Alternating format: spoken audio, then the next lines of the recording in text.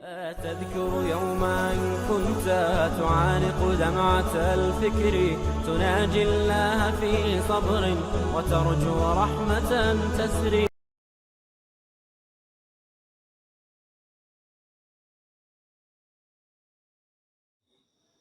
Bismillah. Assalamualaikum warahmatullahi wabarakatuh. Waalaikumsalam. Alhamdulillah, wassalatu wassalamu ala rasulillah Muhammad bin Abdillah. La haula wa la quwwata illa billah, amma ba'd. Bapak-bapak sekalian, masalah syukur yang berbahagia, alhamdulillah. Syukur kepada Allah Subhanahu wa taala atas limpahan karunia dan nikmatnya, sehingga pada kesempatan yang berbahagia kali ini kita bisa melanjutkan mengamati Ramadan kita setelah sholat subuh jamaah, kemudian mirip lagi dilanjutkan untuk ngaji kita akidah dengan Quran dan Sunnah Rasulullah SAW. Baik, saya hormati, kenapa kita ngaji kitab ini sebagaimana di dalam mukadimah telah disampaikan bahwa di dalam kitab ini metode atau cara dalam penyampaian materi akidah, materi tauhid, yaitu dengan jalan atau dengan cara soal jawab. Artinya adalah ada pertanyaan, kemudian ada jawaban.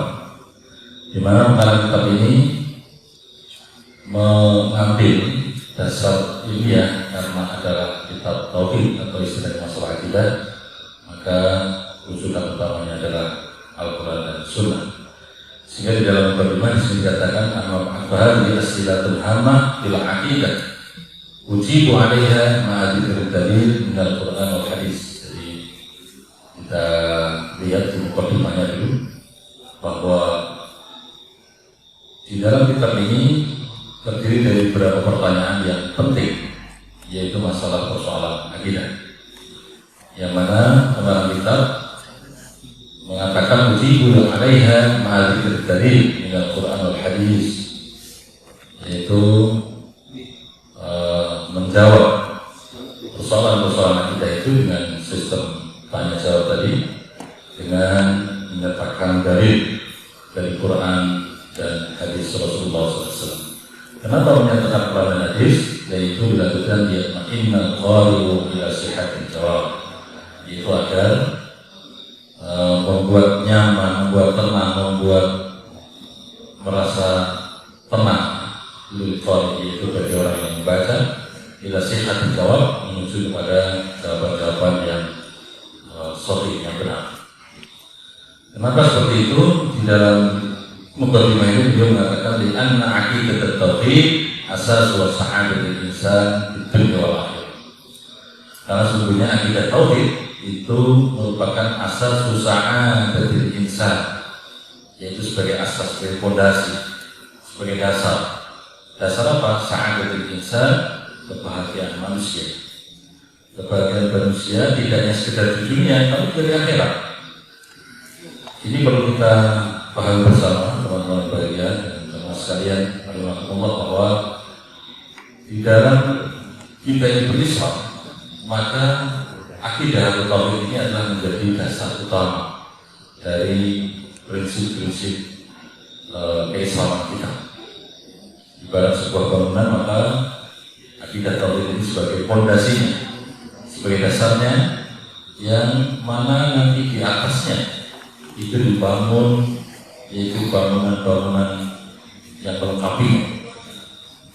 Kalau kita lihat sebuah bangunan, berarti di situ ada tiangnya, ada dindingnya, ada atap, ada genteng dan seterusnya. Ini sebagai tindak lanjut daripada akidah tauhid.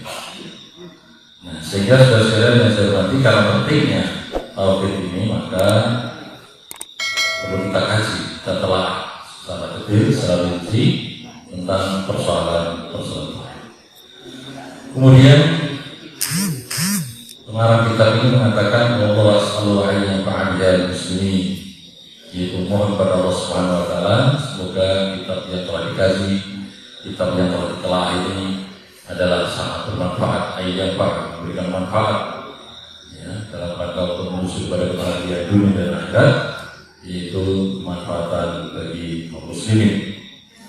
Wa ja'alaha khalisatan lillahi ta'ala, dan dengan ngaji kitab ini semoga Allah jadikannya yaitu dalam beribadah yang memurnikan niat ikhlasnya karena Allah Subhanahu wa taala. Sehingga saudara-saudara yang hormati, apabila kita ini dalam beribadah didasari dengan tauhid yang benar, didasari dengan akidah yang benar, dan kemudian diniati ikhlas karena Allah Subhanahu wa taala, maka itulah yang akan diterima sebuah ibadah yang kita lakukan. Baik, saudara-saudara, kemudian kita bahas yaitu bab yang pertama, haqqullah 'alal ibad. Silakan dilihat di babnya, haqqullah 'alal ibad. Hak Allah Subhanahu wa taala ibad kepada hamba-hambanya. Haqqullah 'alal ibad, yaitu hak Allah 'alal ibad atas hamba-hamba. Kalau hak Allah berarti menjadi kewajiban kita, ya, kewajiban kita sebagai seorang hamba Allah, sebagai seorang abdinya Allah Subhanahu wa taala. Soal yang pertama, limadza khalaqana Allah? Limadza khalaqana Allah? Untuk apa? Kenapa? Khalaqana Allah, Allah menciptakan diri kita. Khalaq telah menciptakan. Nah, kami semuanya ini yaitu siapa? Allah. Artinya untuk apa atau mengapa? Kenapa Allah menciptakan diri kita? Ini menjadi pengingat bagi kita sekalian, sekaligus bahwa memang hidup di dunia ini Allah takdirkan, tidak hanya sekedar dibiarkan begitu saja, tetapi dalam syariat Islam bahwa hidup kita di dunia ini nanti akan mempertanggungjawabkan apa yang kita lakukan, apapun yang kita perbuat di dunia. Ingat Bapak sudah saya hormati bahwa kalau kita ingat lihat pada kisah kenapa Nabi Adam saat itu diturunkan di muka bumi ini, saat itu setelah Allah takdirkan bersama dengan Ibu Hawa di surga, kemudian menyalahi aturan Allah, dan Nabi Adam pun diturunkan di muka bumi ini, dan ketika di bumi ini maka Nabi Adam pun kemudian dikasih hidayah, dikasih petunjuk, istilahnya menjadi pedoman hidupnya untuk supaya terbimbing sehingga hidup di dunia ini juga akan selamat sampai menuju kepada akhirat dan dimasukkan surga kembali. Baik, di sini pertanyaan adalah di mana khalaqan Allah? Ya, untuk apa? Kenapa kita ini diciptakan oleh Allah Subhanahu wa taala? Jadi kalau kita belajar bahasa Arab itu, khalaqa itu adalah fi'il, ya. Nanya itu adalah maf'ul bih. Kemudian Allah itu fa'il. Kalau ada maf'ul bih didahulukan, kalau kita belajar bahasa Arab itu kan fi'il, fa'il dan maf'ul bih. Tapi kalau di sini maf'ul bihnya didahulukan, itu terjemahan bahasa Indonesia biasanya itu diartikan di. Jadi kenapa atau mengapa? Ya, kita ini diciptakan oleh Allah Subhanahu wa taala. Diartikan kenapa kita ini diciptakan oleh Allah Subhanahu wa taala. Baik, jawabannya adalah khalaqana, Allah menciptakan kami. Khalaqa ini fi'il, jadi fa'ilnya kembali kepada Allah, atau istilahnya di sini fa'ilnya bermustatir, tapi kembalinya kepada Allah Subhanahu wa taala. Khalaqana, Allah menciptakan kita semuanya ini adalah lina'budahu. Lina'budahu, ingat terjemahannya atau bacanya adalah lina'budahu. Kenapa? Ini kalau kita perhatikan berarti karena ada nasab, jadi nasabkan lina'budahu. Ya, kenapa? Supaya kita ini adalah menyembah kembali kepada Allah Subhanahu wa taala, wala musyrik, supaya kami tidak berbuat syirik, supaya kita tidak bersyirik dengannya saya sedikit. Jadi memang Allah ciptakan manusia ini diperintahkan supaya kita ini kepadanya dan tidak melakukan perbuatan syirik, tidak melakukan menyekutukan Allah Subhanahu wa taala. Ya. Nah, ini syirik itu kan istilahnya menyekutukan Allah. Ya. Memang kalau dari segi bahasa itu syirik, ada yang mengatakan kalau suatu ketika kita mendengarkan sebuah kajian itu, bahwa syirik itu sama dengan berserikat, atau istilahnya bahasa Inggrisnya dikatakan selingkuh, yang harusnya kita ingin mencintai, menyembah kepada Allah yang esa, Allah Subhanahu wa Ta'ala, tapi kemudian mencintai atau menyembah kepada selain Allah, itu baru syirik. Nah, dalil kenapa kita ini diperintah untuk beribadah kepada Allah ya, dan larangan kita untuk berbuat syirik, yaitu qauluhu ta'ala di surat Al-Dhariyat, sebagaimana yang Allah firmankan di dalam surat Al-Dhariyat, yang mana ayat ini insya Allah kita sudah hafal semuanya. A'udzubillahi minasyaitonir rajim, wa ma khalaqtul jinna wal insa illa liya'budun. Dan tidaklah diciptakan dan tidaklah diciptakan al-jin wal insan manusia illa kecuali jin dan manusia itu adalah liya'budun, agar mereka ini menyembah kepadaku, kepada Allah Subhanahu wa Ta'ala. Kalau kita lihat dalam kaidah nis itu sebenarnya ada yang mutakallim yang kembalinya kepadaku, yaitu Allah Subhanahu wa Ta'ala. Jadi bukan liya'budunan, tapi liya'buduni. Ya, tapi kata wakaf maka kemudian kita baca menjadi sumber dari hati. Wa ma khalaqtul jinna wal insa illa liya'budun. Dan tidaklah aku ciptakan manusia dan jin kecuali manusia dan jin itu adalah menyembah kepada Allah Subhanahu wa Ta'ala. Kalau saudara sekalian yang saya hormati, itu dasar dari Al-Quran. Kemudian dasar daripada hadis itu wa qauluhu Rasulullah sallallahu alaihi wasallam, wa qauluhu dan sabda Rasul, wa qauluhu menjadi mubtada ya. Rasulullah yaitu sabdanya Rasul sallallahu alaihi wasallam, haqqullahi 'alal ibad ay ya'buduhu wa la yusyriku bihi syai'an. Muttafaqun alaih. Yaitu haqqullah, hak Allah itu 'alal ibad atas hambanya, berarti menjadi kewajiban sebagai seorang hamba kepada Allah Subhanahu wa Ta'ala, ay ya'buduhu, agar mereka yaitu hamba Allah ini itu menyembah kepada Allah Subhanahu wa Ta'ala. Al-ibad sama daripada abdul. Abdul itu hamba Allah satu orang, tapi kalau sudah banyak berarti al-ibad. Ayyabuduhu, agar supaya hamba Allah ini adalah menyembah kepada Allah Subhanahu wa Ta'ala. Wala yusyriku, dan tidak berbuat syirik di dengannya syai'an sedikit pun. Baik, jadi menjadi dasar secara ilmiah kenapa kita ini kok diperintahkan untuk menyembahnya, maka di dalam Al-Quran sudah disampaikan, ada hadis sudah tadi disampaikan. Baik, kemudian pertanyaan kedua, mahiyal ibadah. Mahiyal ibadah, apa yang dimaksud dengan ibadah itu? Jadi ibadah itu apa toh? Jadi apa yang dimaksud dengan ibadah itu?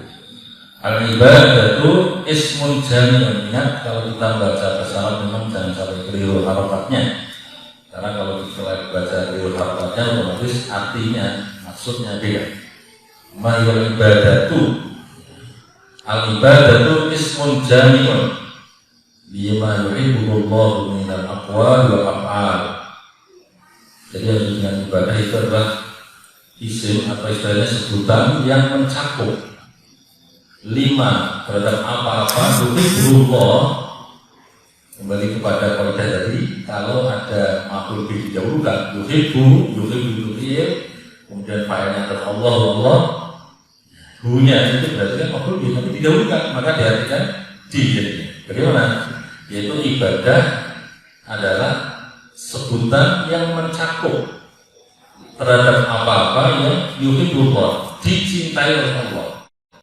Dunia kembali kepada Allah.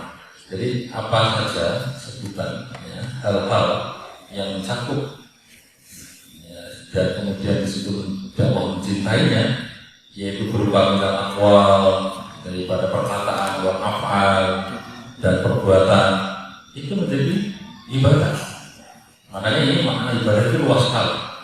Jadi ibadah itu adalah segala apa saja yang mencakup terhadap sesuatu yang mana Allah cinta, Allah senang, Allah menjadikan mencintainya ya, entah itu perbuatan, entah itu perkataan, itu maka menjadi namanya ibadah. Nah, di sini dijelaskan bahwa contohnya ibadah itu adalah doa, seperti doa. Makanya kalau kita ingin berdoa itu sebenarnya itu ibadah. Jadi kita sebagai Allah itu jangan sampai kemudian malu untuk berdoa kepadanya. Bahkan setiap saat persoalan hidup apapun juga kita harus berdoa kepada Allah. Dan memang doa itu bisa ibadah kata Rasulullah. Ad-doa'u mukhul ibadah. Jadi doa itu adalah bisa daripada ibadah. Bahkan ketika kita sholat saja, sholat itu pun juga bisa daripada banyak ibadah. Artinya apa? Isi kandungan di situ adalah penuh dengan doa permintaan kepada Allah Subhanahu Wa Taala dan puji-pujian kepada. Nah, sehingga kita berdoa itu termasuk ibadah. Kita minta apa saja kepada Allah. Di bulan suci Ramadan kita minta supaya bagaimana ya, amal yang kita selalu terima sekecil apapun. Ya, itu sudah ketika berdoa menajat kepadanya, maka di situ kita disebut ibadah. Wassalat, kemudian wassalat dan sholat. Sholat itu sudah termasuk ibadah. Entah itu wajib maupun sunnah itu juga termasuk ibadah. Wadzabhi, ya, dan menyembelih binatang kurban, wa dia dan selainnya. Qala ta'ala, a'udzu billahi minasyaitonir rajim. Qul inna sholati wa nusuki wa mahyaya wa mamati lillahi rabbil alamin. Qul katakanlah, ya, Allah berfirman, qul katakanlah, inna sholati, sesungguhnya sholatku, wa nusuki, dan ibadahku, wa mahyaya, dan hidupku, wa mati, dan matiku adalah lillahi, untuk Allah. Jadi sebenarnya ketika kita sholat itu kan baca doa namanya iftitah. Bagi yang menggunakan doa iftitah yang katsira walhamdulillah katsira wa subhanallahi wa bihamdihi, nanti ada kata-kata inna sholati wa nusuki wa mahyaya wa mamati lillahi rabbil alamin. Adalah sebuah ikrar sebenarnya. Adalah sebuah pernyataan di hadapan Allah Subhanahu Wa Taala bahwa sesungguhnya sholatku ini, wa nusuki, dan ibadahku ini, wa mahyaya, bahkan hidupku, wa mamati, dan matiku, itu adalah lillah, ya, itu adalah untuk Allah Subhanahu Wa Taala, Rabbil Alamin. Allah adalah Tuhan seluruh semesta alam. Baik, jadi ini terdapat dalam surat Al-An'am, ya, Al-An'am ayat 162. Nusuki di sini artinya adalah bil hayawanat, jadi termasuk daripada ibadah menyembelih binatang korban atau menyembelih binatang, asal segala suatu penyembelihannya itu diawali dengan basmalah, itu berarti menjadi halal. Tapi kalau penyembelihannya tanpa basmalah berarti menjadi haram. Baik, sekalian saya hormati, kemudian kita lihat juga bagaimana sabda Rasulullah SAW. Wa qala Rasulullah wa qala, dan bersabda, ya, ini qala itu fi'il berarti pakaiannya adalah Rasul itu adalah akhir. Wa qala, dan bersabda, siapa yang bersabda itu Rasulullah sallallahu alaihi wasallam. Sallallahu alaihi wasallam itu artinya sallallahu itu artinya adalah semoga rahmat Allah, semoga kasih sayang Allah alaihi atas Nabi Muhammad SAW wasallam, dan juga keselamatan. Kita ini sebenarnya kalau disebut nama Rasulullah, ya, entah itu dengan mengatakan Rasulullah berarti kita alihkan sallallahu alaihi wasallam, atau disebut dengan nama Muhammad maka sallallahu alaihi wasallam. Itu kita mendoakan kepada Rasul, semoga Allah memberikan rahmatnya, ya, kepada Nabi Muhammad SAW, dan juga semoga keselamatan atas diri Nabi Muhammad SAW. Maka di sini pentingnya kita ini ketika mendengarkan nama Nabi Muhammad disebut, ya, kita ini supaya tidak dikatakan pelit, ya. Dalam hadis yang lain dikatakan seorang yang kafir itu pelit, diantaranya adalah ketika disebut namanya Rasulullah kemudian tidak mengucapkan salam salawat. Di sini dibiasakan, nanti kita akan lihat di dalam materi berikutnya, kata-kata Rasulullah misalnya masih ada sallallahu alaihi wasallam. Supaya apa? Supaya kita ini tidak dikatakan pelit atau bakhil, ya, supaya kita ini selalu mendoakan kata Rasul Muhammad sallallahu alaihi wasallam. Wa qala ta'ala. Nah, ini tadi perlu saya sampaikan, ketika ada hadis kemudian qala ta'ala, itu namanya hadisnya disebut dengan hadis qudsi. Hadis qudsi itu adalah, definisi mudahnya, yaitu perkataan dari Rasulullah SAW, tapi makna inti dasarnya ada dari Allah Subhanahu Wa Taala. Jadi makna dekatnya itu dari Allah, tapi redaksionalnya itu dari baginda Rasul. Atau ada yang mendefinisikan sanad, ya firman Allah tapi tidak tersandung dalam Al-Quran, itu juga bisa. Kalau Al-Quran itu kan ya baik redaksinya maupun inti maknanya itu semua dari Allah SWT. Tapi kalau hadis kursi tidak. Hadis kursi itu inti maknanya dari Allah, tapi redaksinya, ya, susunan kalimatnya itu adalah dari Rasulullah Muhammad SAW.